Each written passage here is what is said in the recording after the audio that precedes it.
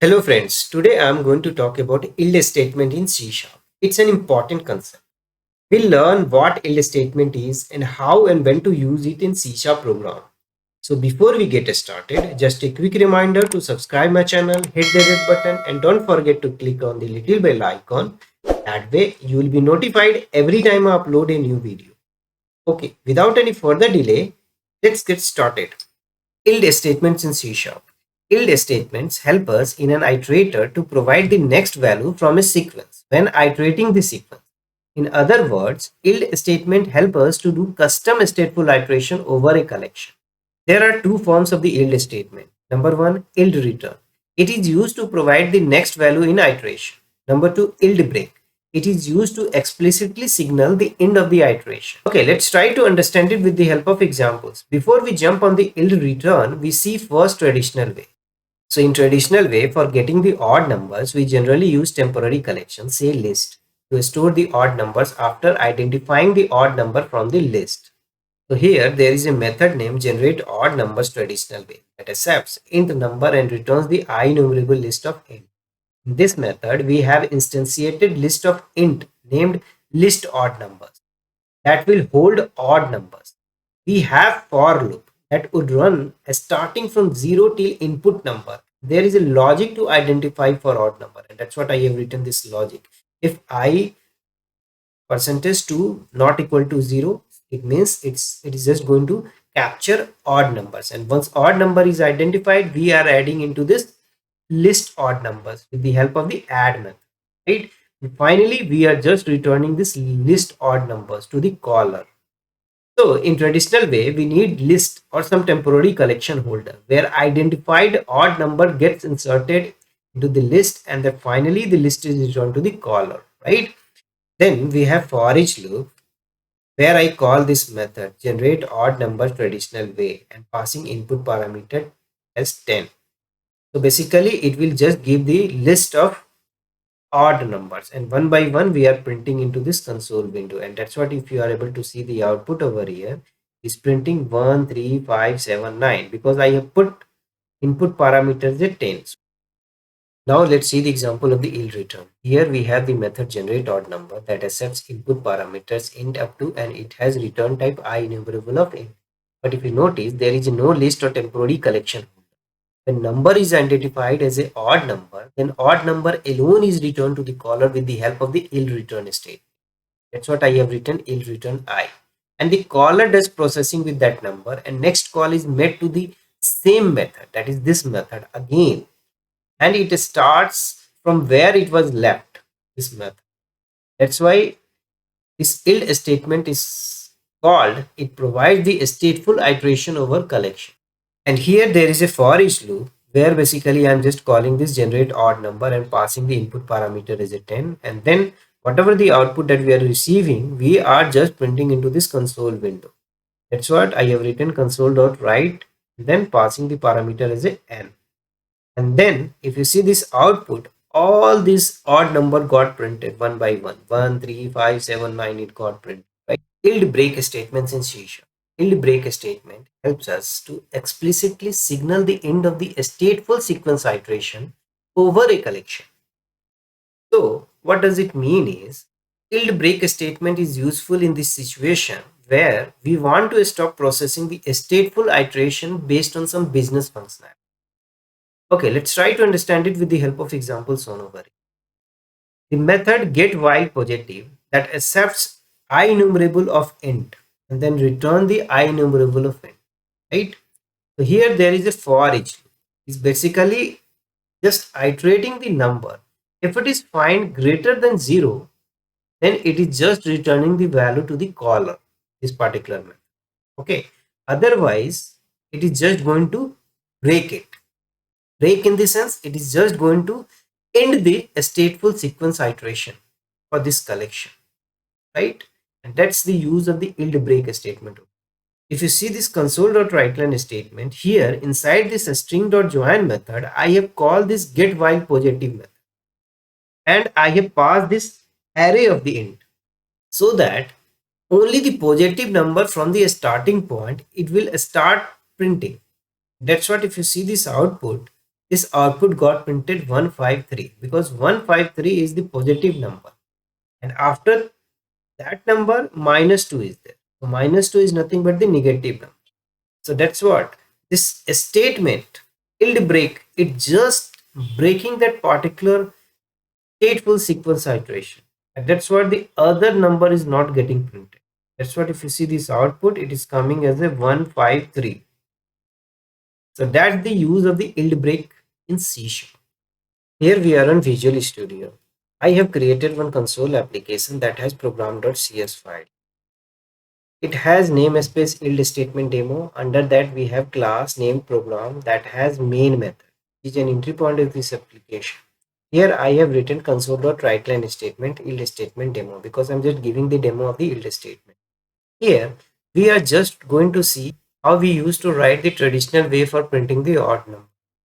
Okay, so for that, what I have done, I have written one for each statement. Inside this for each statement, I am calling this generate odd number traditional way and passing the input parameter as a 10. Now let's review this generate odd number traditional way. Okay, so here this is the method. Here what I have done, I have instantiated of the list of int object, right? And we have given the name list odd numbers. Then I am iterating one by one and we are finding the odd number into it. Once odd number is identified, then we are inserting into this list. That's what I have written, list odd numbers dot add. And finally, we are just returning to the list of odd numbers, right? And once we get the list, we are just printing one by one into this console.writeLine state. Okay, that's what we are doing in the traditional way, where we are calling this generate odd number traditional way method that has temporary list that basically is going to hold all the odd numbers and returning once this list is filled with the odd number. Then finally we are printing here into this console.write statement, right? Next, yield return demo for the printing odd number. Here I am just going to use this for each and I am calling this generate odd number. Passing the input parameter is a 10. Now if you see this method, here I have not used list of int, right? Here what I am doing, I am just writing this for loop, identifying this odd number, and then I am returning with the help of yield keyword. Here I have used yield return I. So once odd number is identified, then and there it is just returning to that particular number to the caller. And once processing is done by the caller, then again it comes to this method, but it will start from the point where it left. Then it will find the another odd number and then it is just going to return again. It goes until it just iterate all the elements in that particular list itself. Okay, so that's the beauty of this yield return. We don't need to use this temporary storage. We just finally just returning one by one value to the caller. That caller will be using that particular output value and printing into this console window. That's what this yield return statement is doing. Okay. Now if you see this yield break demo, here what I am doing, I am just writing this console.writeLine statement. Inside that I have written a string.join, and then inside this I am just calling this get while positive method, where I'm just passing this array of the int. So what this method will do, it will identify the positive number and then returning with the help of the yield return. So one by one positive number will be returned to the caller, and then this console.writeLine statement, it is just going to print it. Okay, and once number is not positive, then it is just going to use this yield break statement in the else part. So it will stop the processing of the stateful iteration into the collection itself, and that's the use of the yield break over here. That's what, if you see, I have written this program.get while positive. So this statement is just going to print the positive number. So what positive number it will print? It should print 153.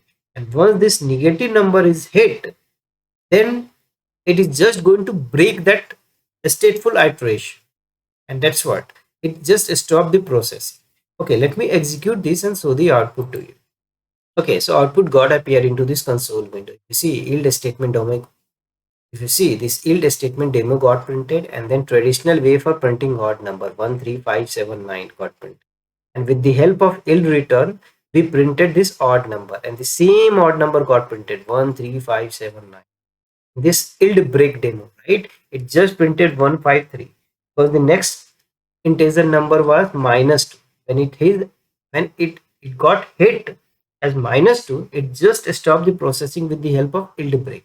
That's what we are able to see the number, this number only 153, because these numbers are the positive, right? So that's the demo of the yield statement, where we have seen traditional way, yield return, and the yield break.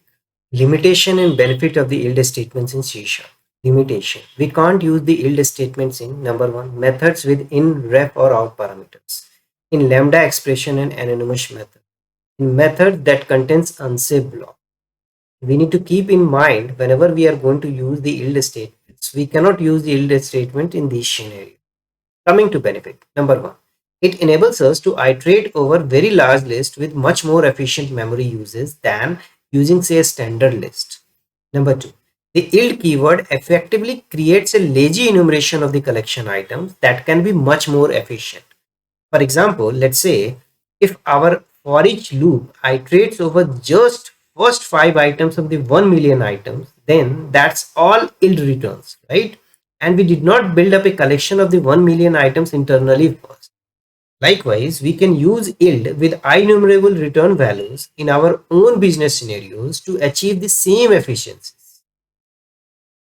Number three, code is bit shorter. Now that brings me to end of my session. To sum up, in this video, we show what yield statements in C# is, and then we talked about its different forms like yield return and yield break, right?